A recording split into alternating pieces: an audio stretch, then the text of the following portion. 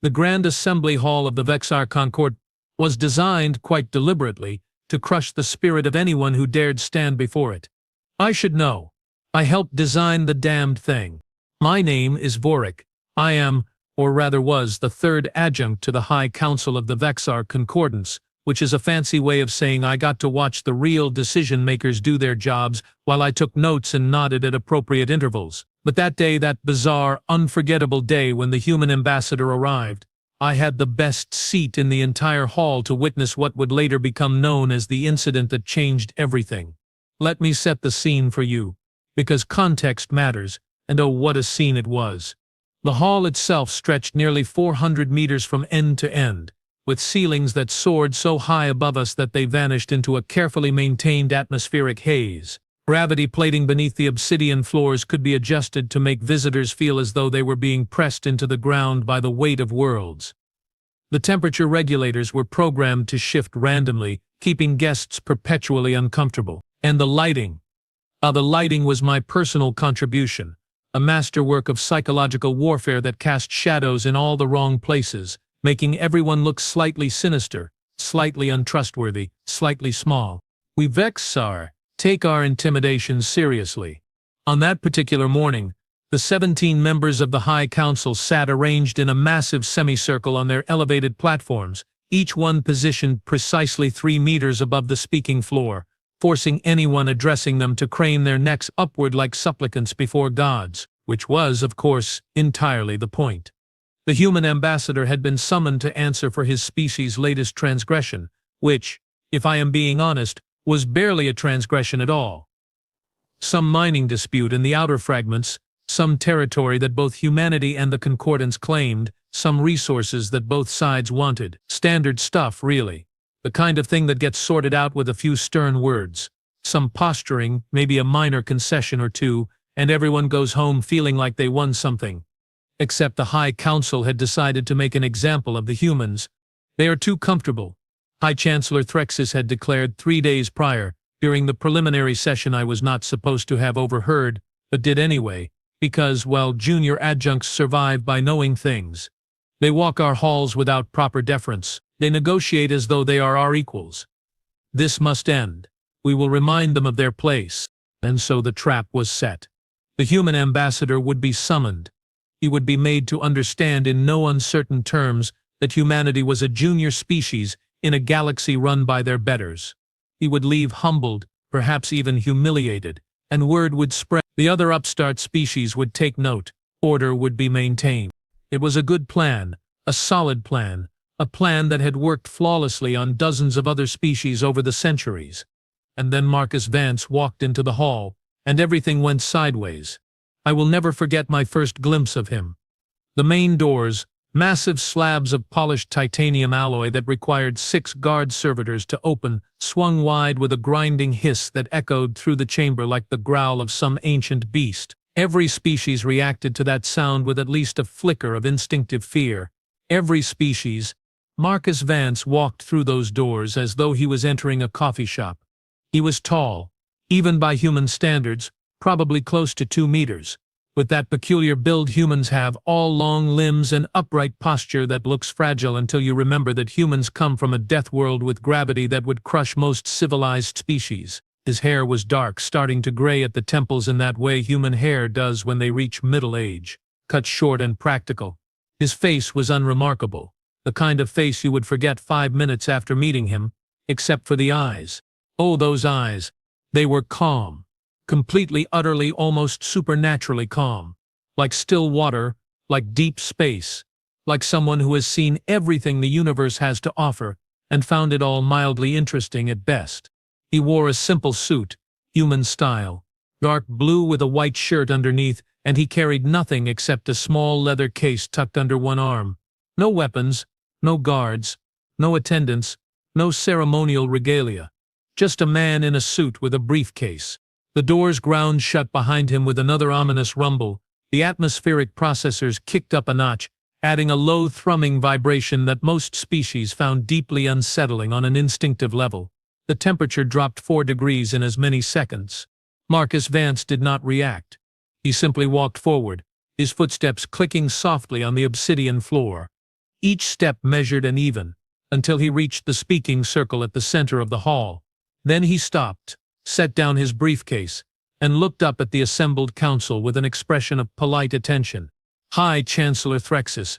Let the silence stretch. It was a technique he had perfected over decades, allowing the quiet to grow thick and heavy and suffocating until the person standing in the speaking circle felt compelled to fill it with nervous words, usually something apologetic and self-incriminating. Marcus Vance opened his briefcase and pulled out a notepad and pen. An actual paper notepad. An actual physical pen. Like some kind of primitive savage who had never heard of neural recording devices or holographic transcription.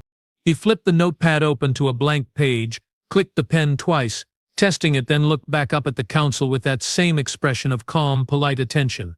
"Please," he said, his voice carrying perfectly in the vast space despite the acoustic dampening we had installed specifically to make speakers sound small and insignificant. "Begin whenever you are ready. I am here to listen." I saw something flicker across Threxus's face, just for a moment. Confusion, maybe? Or irritation. Hard to tell with his species' facial structure. But then his expression hardened into the mask of stern authority he wore so well, and he launched into what I can only describe as the speech. You know the speech. Every government has one. The speech is carefully crafted to put inferiors in their place. It is full of references to ancient history, to the natural order of things, to the many ways in which the speaker's civilization is superior to the listener's civilization. It is designed to make the listener feel small, ignorant, and hopelessly outmatched. Threxus delivered the speech with the passion of a seasoned orator. His voice boomed through the hall, amplified by hidden speakers that made him sound like a force of nature. He spoke of the Concordance's 5,000-year history, of the hundreds of species that had joined voluntarily, of the peace and prosperity that came from accepting one's proper place in the galactic hierarchy. He spoke of humanity's youth as a spacefaring species, barely 300 years old, still making the mistakes that all young species make. He spoke of the mining dispute, framing it as yet another example of human arrogance, human ignorance, human overreach. It was, objectively speaking, a magnificent speech. I have heard Threxus give many speeches, but this one was particularly good. By the time he finished, I felt small and inadequate, and I was on his side. Marcus Vance had taken notes through the entire thing. Not just a few notes, extensive notes. I could see from my position that he had filled nearly 3 pages, his hand moving steadily across the paper in neat, precise lines. Occasionally he would pause, tap the pen against his lips thoughtfully, then write something else. When Threxus finally concluded with what was clearly meant to be a rhetorical question, "Do you now understand the gravity of your species' position?" Marcus Vance looked up from his notepad, clicked his pen once and said, "Yes. Thank you. That was very informative. I have several questions."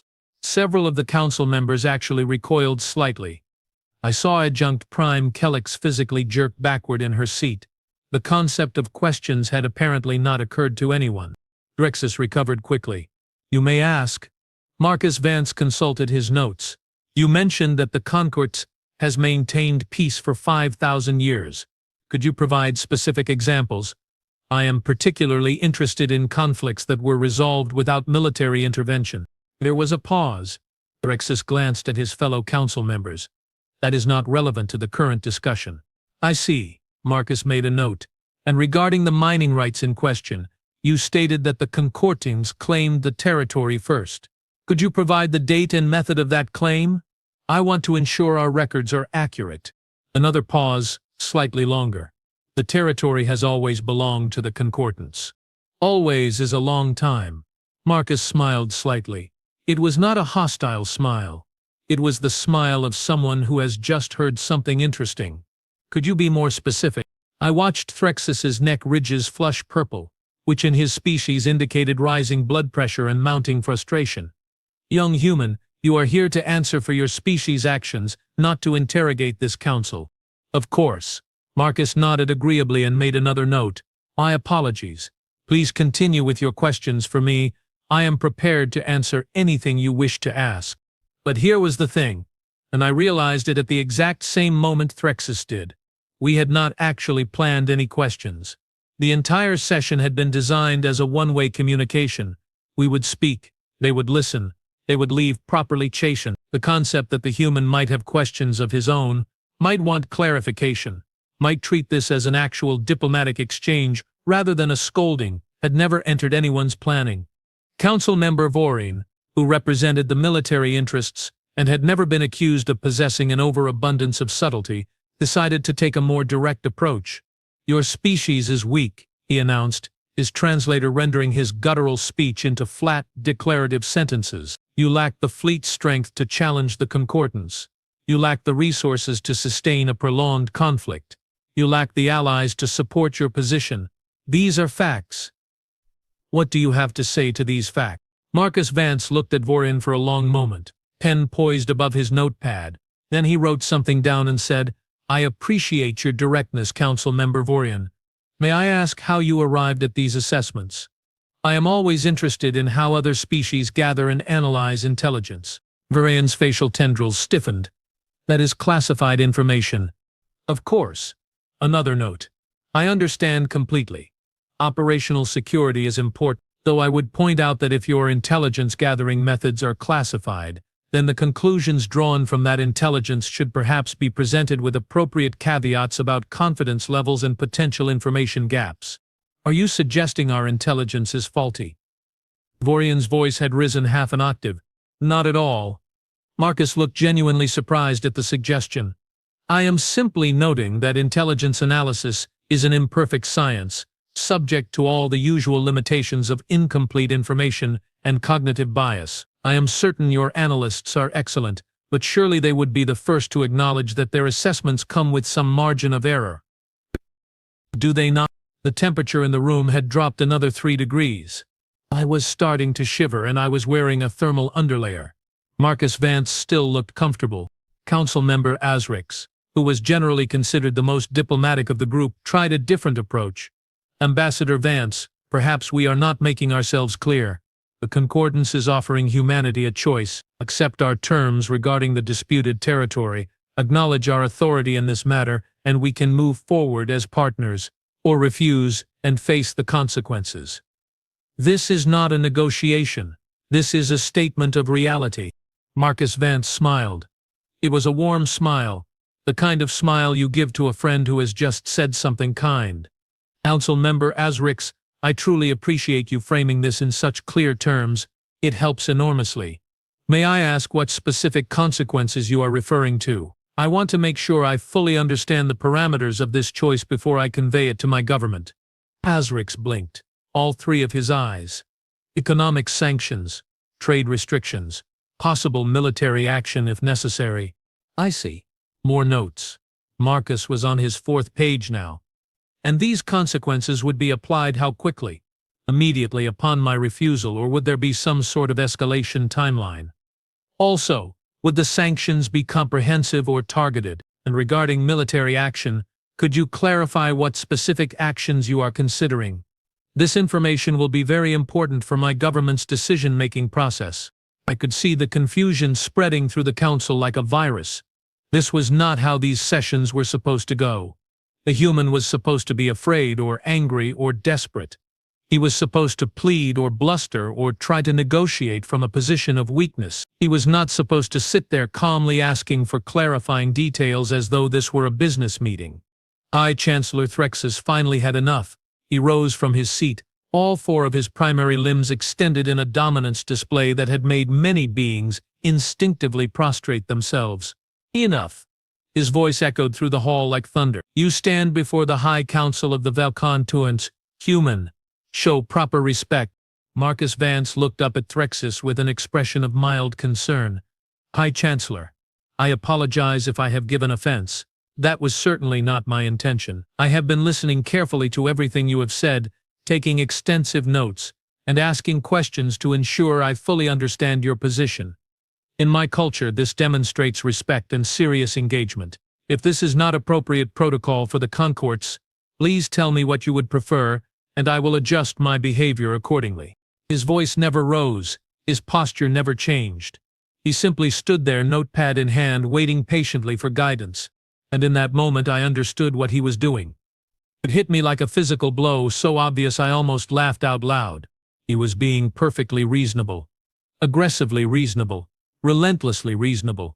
He was asking all the right questions, taking careful notes, seeking clarification, treating every statement as though it were a good-faith contribution to a productive discussion. And by doing so, he was making the entire council look like raging lunatics. Because when someone remains calm while you scream at them, when someone asks thoughtful questions while you issue threats, when someone takes careful notes while you try to intimidate them, it does not make them look weak. It makes you look unhinged. Trixis must have realized it too, because he slowly lowered himself back into his seat, his neck ridges fading from angry purple to a confused gray. I see you are determined to make a mockery of this proceeding. High Chancellor, I assure you that is the last thing I want. Marcus tucked his pen behind his ear, a very human gesture. I came here today prepared to have a serious discussion about the mining dispute and to find a resolution that works for both of our governments. I have been listening to your concerns, and I have many more questions that I believe will help us understand each other better. If you would prefer to schedule another session to continue this conversation, I am happy to do that. Or if you would like to take a brief recess now so that the council can confer privately, that is also perfectly acceptable. I am here at your convenience. The silence that followed was profound. I could hear the atmospheric processors humming. I could hear my own breathing. I could hear, I swear, the sound of 17 council members all having the same simultaneous realization that they had no idea what to do next. The plan had been simple: intimidate the human, extract a confession of wrongdoing or at least acknowledgement of inferiority, send them away properly humbled. But the human refused to be intimidated. Not by refusing to show fear, that would have been understandable, even expected. No, he refused to be intimidated by simply not acknowledging that intimidation was happening at all. He treated every threat as a request for clarification. He responded to every display of power with polite questions. He was not playing the game. Or rather, he was playing a completely different game, and we had all just realized we did not know the rules. Council member Kellex, who had remained silent until now, leaned forward. She was Threxis's protégée, known for her sharp mind and sharper tongue. Ambassador, you ask many questions, but you have answered none of ours. Let me ask you directly, what does humanity intend to do about the disputed mining rights? Marcus Vance's face brightened, as though he had been waiting for someone to ask that exact question. I am so glad you asked, council member. My government has authorized me to propose several potential solutions, and I would very much like to hear your thoughts on each one. He flipped to a new page in his notepad, one that appeared to already have notes on it. Option 1, joint development of the disputed territory with profits and resources split according to a formula we can negotiate. This would require establishing a joint oversight committee and regular audits to ensure transparency.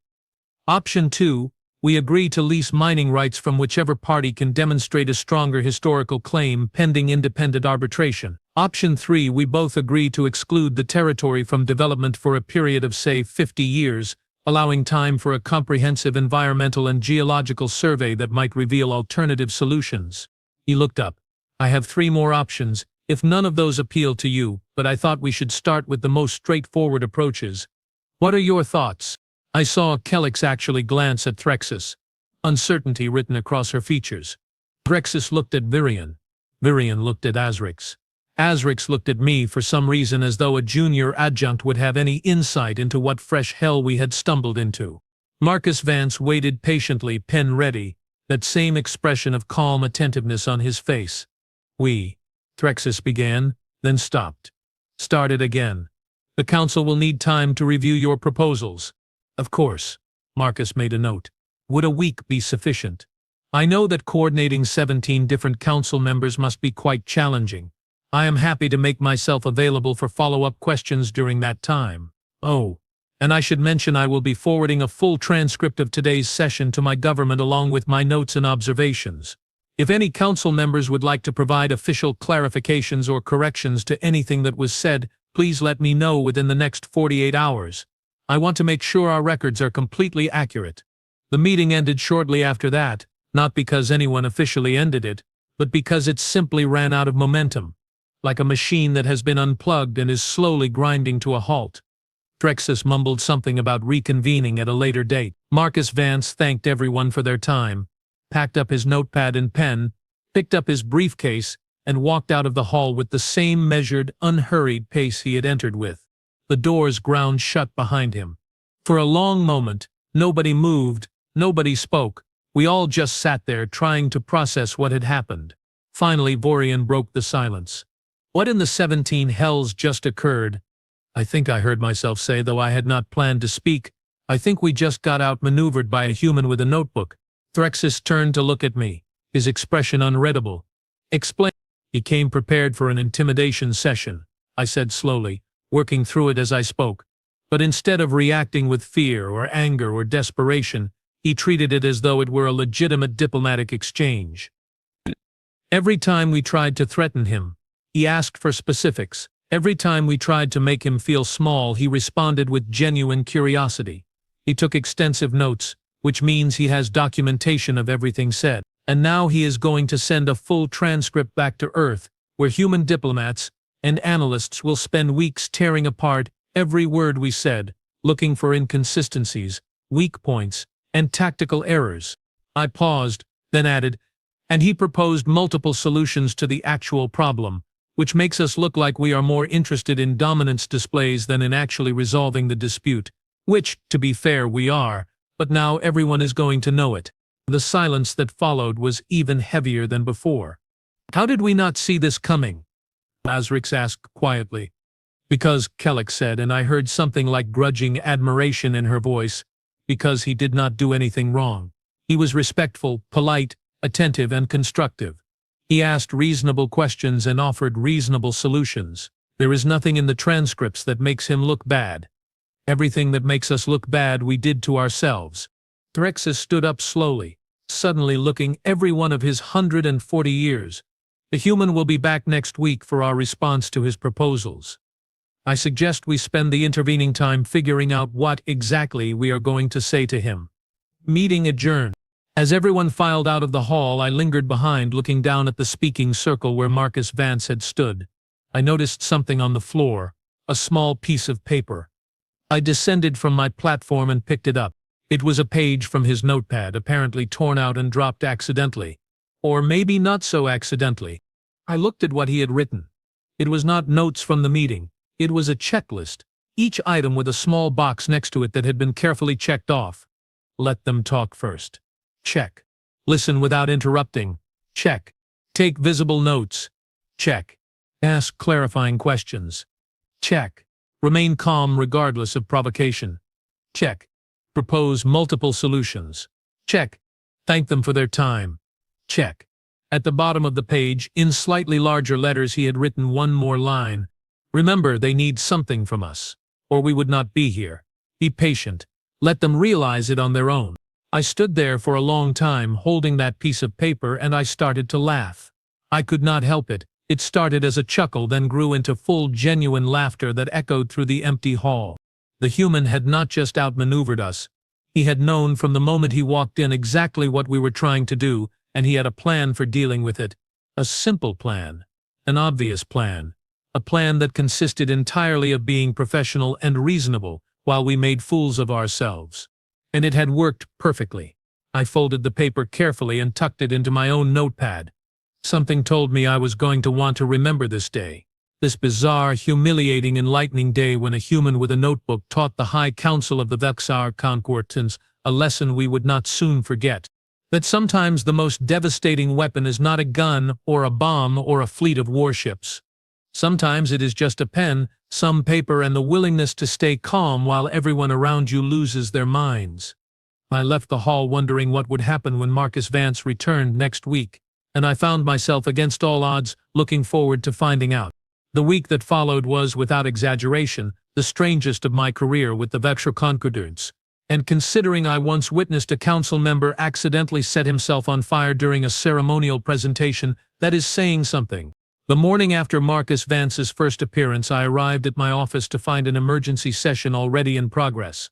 Not a formal council meeting, mind you, but one of those unofficial gatherings where people who are supposed to know everything huddle together and admit they know nothing. Threxus was there, of course.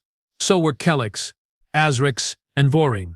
Also present were 3 intelligence analysts I had never seen before, 2 diplomatic historians, and for some reason a xenopsychologist named Dr. Marn, who specialized in predator species behavior patterns.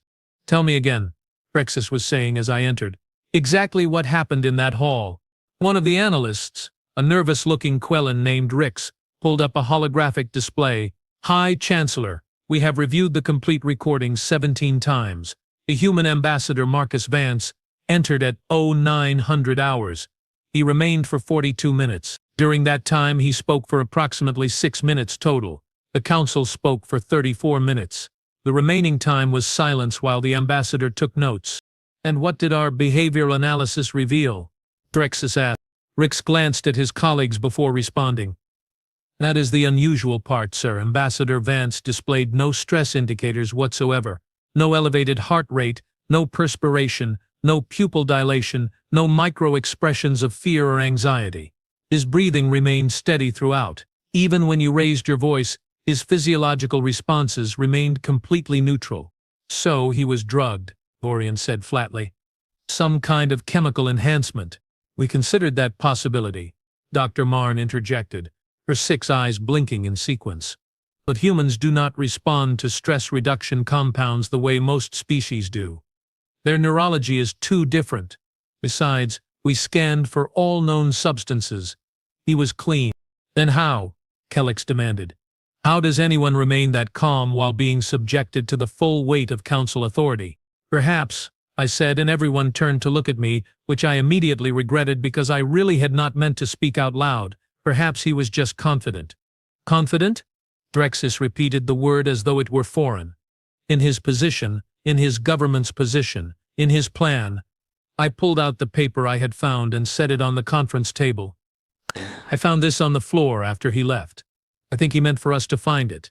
They crowded around, reading the checklist. The silence stretched.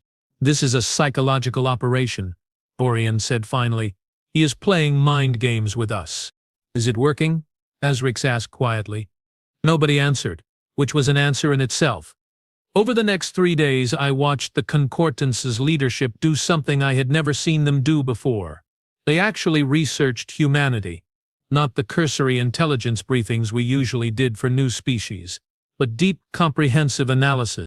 And what they found disturbed them profoundly. They come from a death world. One analyst reported during a briefing on the 2nd day, Earth's gravity is 18% higher than Concordance standard. The atmospheric pressure would crush most of our member species. The planet has weather patterns that regularly produce storms, capable of leveling cities. And yet humans built cities anyway. They are persistence hunters. Dr. Marn added, one of only a handful of species in known space that evolved that way. They do not have the speed or strength of ambush predators, but they have something far more dangerous. They can track prey for days, weeks even, never giving up, never stopping until their target collapses from exhaustion. Relevant how? Rexus asked. Because Ambassador Vance displayed classic persistence hunter behavior during the meeting, Marn explained. He did not try to win immediately. He simply waited, observed, took notes.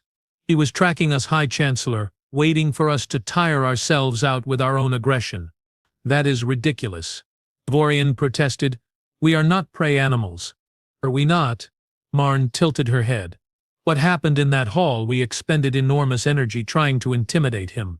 We revealed our strategies, our thinking, our expectations, and what did he give us in return? 6 minutes of carefully chosen words and 5 potential solutions to a problem we had not even finished defining. Who gained more information from that exchange? The room fell silent again. I was noticing that happen a lot lately. On the 4th day, something interesting occurred. A message arrived from Earth, addressed not to Marcus Vance but to the High Council directly. It was from someone named Director Ellen Park, head of Humanity's External Relations Bureau, which apparently was the human equivalent of our diplomatic corps. The message was short, polite, and absolutely terrifying in its implications. To the esteemed High Council of the Valkar Concordance, we have reviewed Ambassador Vance's report from his initial meeting with your council. We appreciate the time and consideration you have given to this matter. Ambassador Vance has informed us that you require additional time to consider the proposed solutions to the mining dispute. This is entirely reasonable, and we are prepared to wait as long as necessary for your thoughtful response. In the meantime, we would like to extend an invitation. We are hosting a conference on resource development in contested territories next month on Earth. 23 species have already confirmed their attendance. We would be honored if the Velkar conference would send representatives. The conference will provide an excellent opportunity to discuss these issues in a broader context and to learn from the experiences of other civilizations who have faced similar challenges. We look forward to continuing our dialogue. Respectfully, Director Ellen Park, External Relations Bureau, United Earth Government. I watched Threxis read the message 3 times, his neck ridges shifting through several different colors. They are holding a conference, he said slowly, about resource disputes, with 23 other species. Next month. They moved fast, Kellex observed. Too fast, Borean said suspiciously.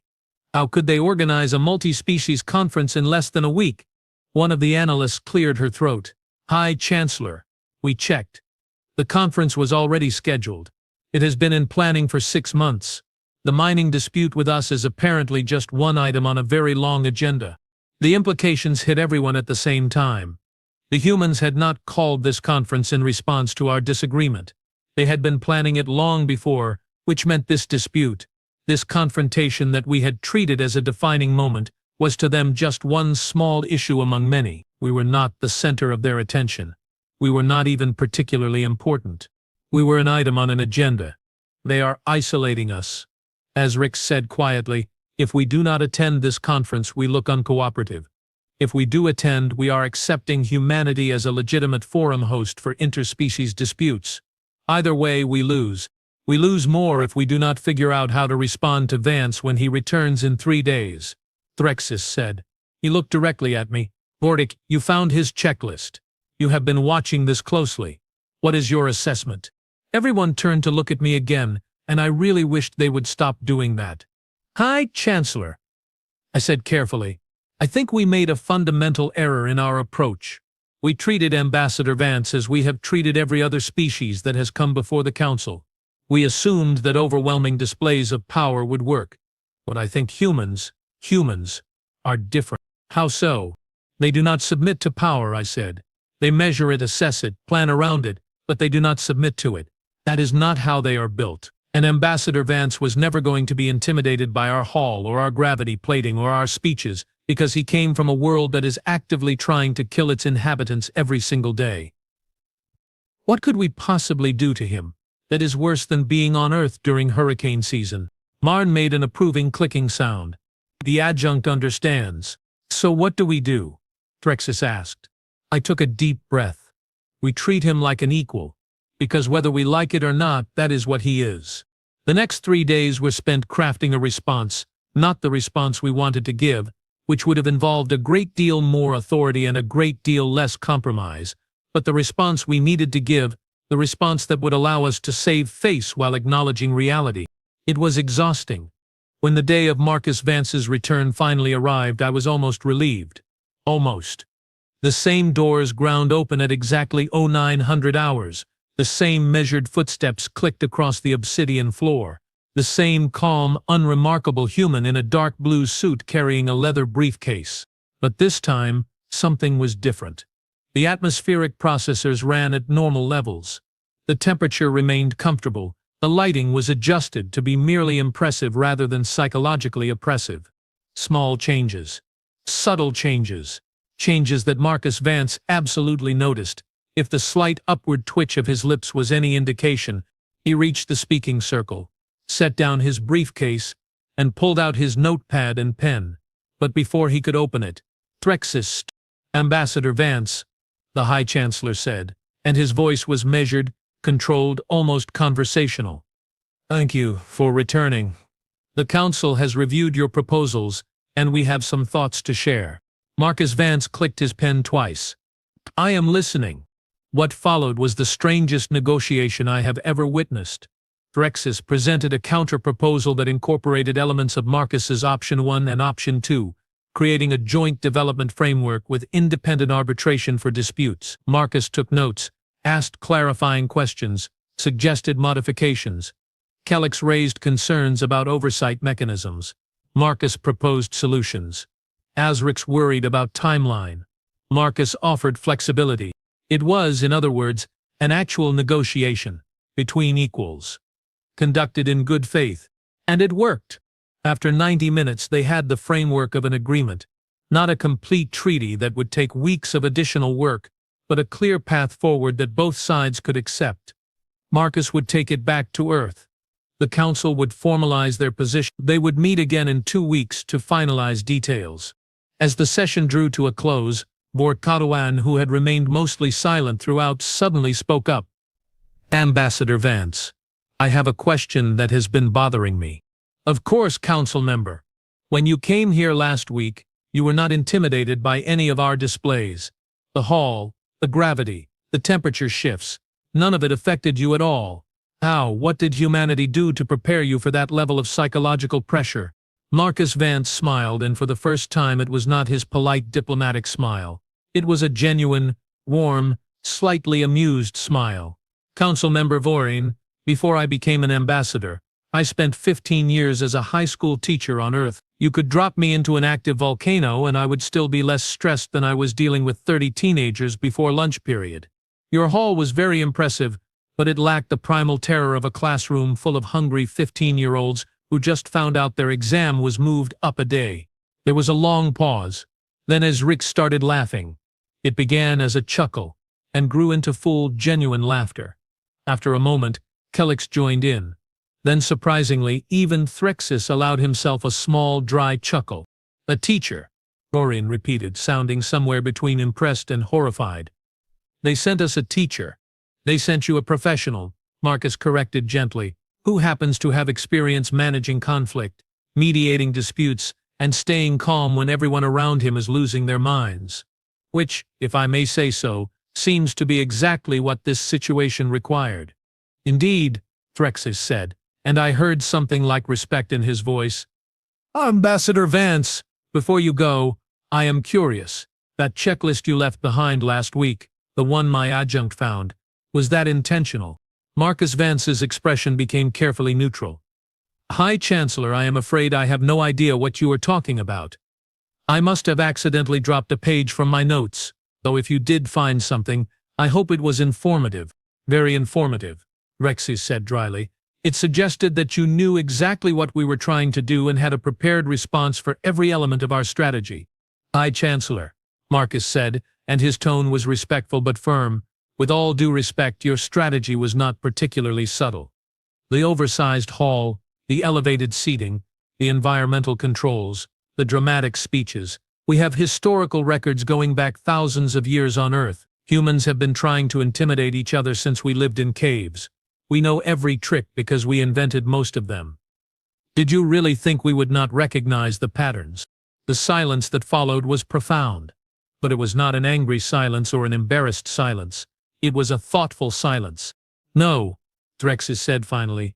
I suppose we should not have. We made assumptions based on your species' age, not your species' capabilities. That was our error. It is an easy error to make, Marcus said diplomatically. Humans are good at being underestimated. We have had a lot of practice. He packed up his notepad and pen, picked up his briefcase, and turned to leave. Then he paused and turned back. High Chancellor, one more thing. That conference Director Park mentioned in her message. I hope the Concordance will consider attending. There will be several species there who have successfully navigated exactly the kind of resource disputes you are currently discussing. Their insights might be valuable. And besides, he smiled slightly, it would be nice to have you there. These conferences can get boring when everyone agrees on everything. You think we would provide entertainment? Borean asked, sounding slightly offended. Council member. I think you would provide perspective, Marcus said. The Concords has 5,000 years of experience managing multi-species relationships.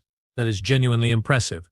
Most species, including humanity, would benefit from learning about your successes, but you might also benefit from learning about how other species approach these challenges. No civilization has all the answers. The smart ones learn from each other. He nodded politely and walked toward the doors. They ground open, he stepped through, and they ground shut behind him. For a moment, nobody moved. Then Threxis descended from his platform, something I had never seen him do during an active session. He walked to the speaking circle, stood where Marcus Vance had stood, and looked up at the elevated council seats. "From here," he said quietly, "you all look very far away."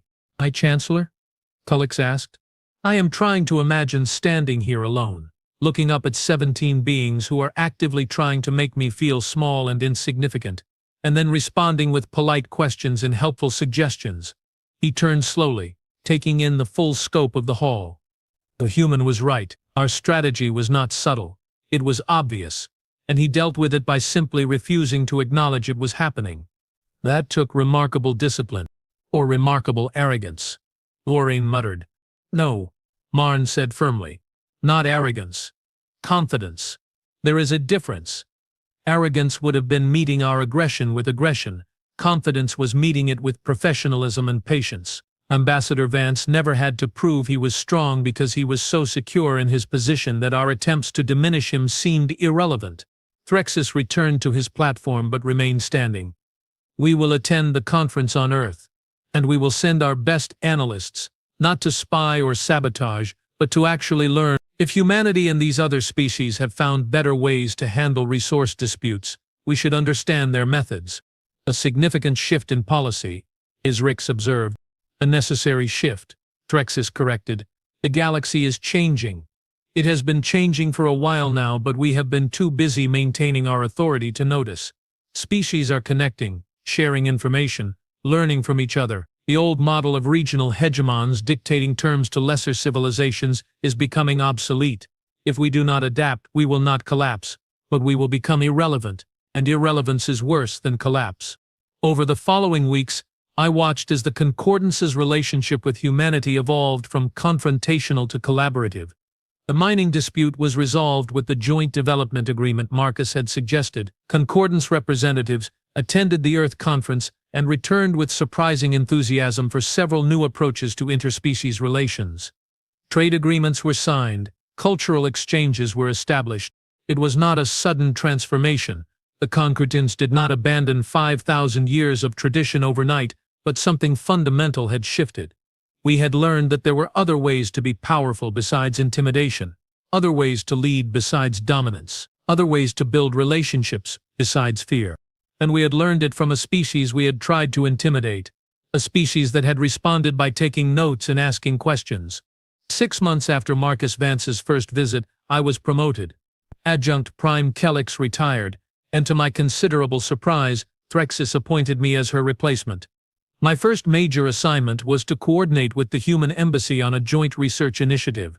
I found myself sitting across a conference table from Marcus Vance, both of us with notepads and pens, working through the details of scientific cooperation between our species. "I have been meaning to ask," I said during a break in negotiations. "That first day when you walked into the hall, were you actually as calm as you appeared? Or were you terrified and just very good at hiding it?" Marcus Vance smiled and leaned back in his chair. "Werdick, I am going to tell you something that very few people know. When I walked through those doors, when I saw that enormous hall designed specifically to make visitors feel insignificant, when I looked up at 17 powerful beings arranged in judgment above me, my hands were shaking so badly I could barely hold my briefcase. I blinked, surprised. But you seemed completely calm. That is because I remembered something my mentor told me when I was a young teacher, facing my first classroom of students who were convinced they could break me. She said that fear and respect are not the same thing. Fear is what you feel when someone has power over you. Respect is what you feel when someone has earned your regard. And the secret, she told me, is that you can be terrified while still refusing to give someone power over you. You can acknowledge that they can hurt you while still insisting that they treat you with respect. He tapped his pen against his notepad, the same gesture I had seen him make during that first meeting. So yes, I was afraid, but I was not going to let that fear change how I behaved. I was going to be professional, respectful, and constructive, regardless of how the council chose to treat me. Not because I was brave, but because that was the job, and because I knew that if I stayed calm long enough, eventually they would either match my professionalism or exhaust themselves with their aggression. And if they had exhausted themselves with aggression, then I would have thanked them for their time and left, Marcus said simply, and humanity would have developed that mining territory on our own, and the Concordans would have gained nothing from the dispute except a reputation for being unreasonable. Sometimes the best way to win is just to refuse to lose. I thought about that for a long moment. Your species is very strange, Ambassador Vance. We get that a lot, he said cheerfully, but I prefer to think of it as adaptable. Humans have survived ice ages, plagues, wars, natural disasters, and at least 3 separate extinction-level threats that we know about. We are still here because we learned to be flexible, to try different approaches, to learn from everyone, including and especially people who are trying to intimidate us. And to take very detailed notes, I added. Always take detailed notes, Marcus agreed. You never know when they will come in handy. 2 years later, the mining operation in the disputed territory was producing record yields. The Joint Oversight Committee, which I co-chaired with a human administrator named James Keller, had resolved dozens of minor disputes without a single escalation to higher authorities. The Concordants and humanity were negotiating a mutual defense pact, and Marcus Vance had been promoted to humanity's chief diplomatic officer for the entire sector. I still have that checklist he left behind, framed on my office wall. Not as a trophy or a reminder of defeat, but as a lesson. A reminder that power is not just about how much force you can project, but about how you choose to use that force, or choose not to use it. The Concordance is still powerful. We still have our impressive halls and our elevated platforms and our 5,000 years of history, but now we also have something else.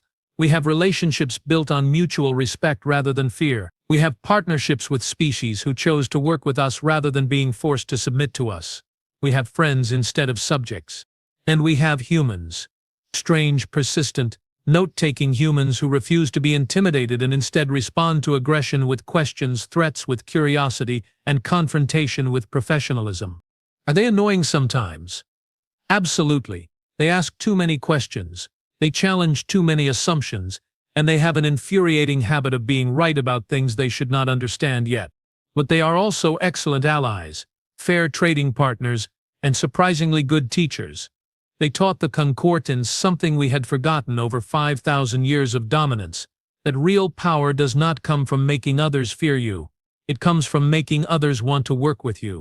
And sometimes the most important lesson comes from a man in a suit with a notepad and pen, standing calmly in a hall designed to crush his spirit, and simply refusing to play the game everyone expected him to play.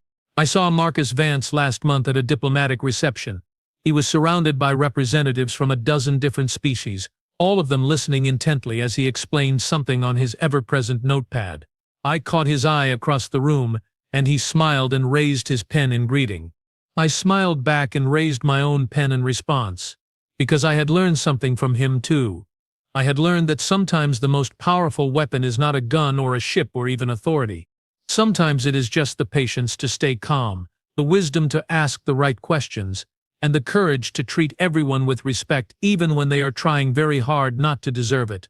The Vexar Concordans tried to intimidate the human ambassador. He just took notes, and in the process he changed everything. Not through force, not through threats, not through dramatic confrontation. He changed everything by being exactly what the situation required, a professional who refused to be anything less than professional, regardless of how anyone else chose to behave. And that I have